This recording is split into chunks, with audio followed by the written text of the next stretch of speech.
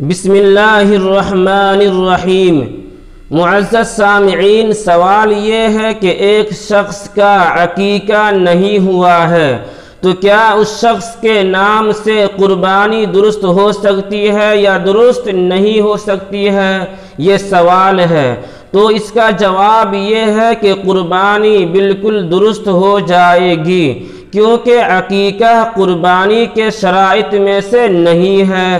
اگر عقیقہ قربانی کے شرائط میں سے ہوتا تب تو عقیقہ کے بغیر قربانی درست نہ ہوتی، لیکن چونکہ یہاں ایسی بات نہیں ہے، عقیقہ الگ چیز ہے، قربانی الگ چیز ہے۔ عقیقہ مستحب ہے، قربانی واجب ہے، لہذا اس شخص کے نام سے قربانی بالکل درست ہو جائے گی۔ خلاصہ یہ نکلا کہ اس شخص کے نام سے عقیقہ ہوا ہو یا نہیں ہوا ہو، اس سے کوئی مطلب نہیں ہے، قربانی بالکل درست ہو جائے گی۔ تو معزز سامعین، سوال اور جواب آپ دونوں کو اچھی طرح ذہن نشین فرما لیجئے۔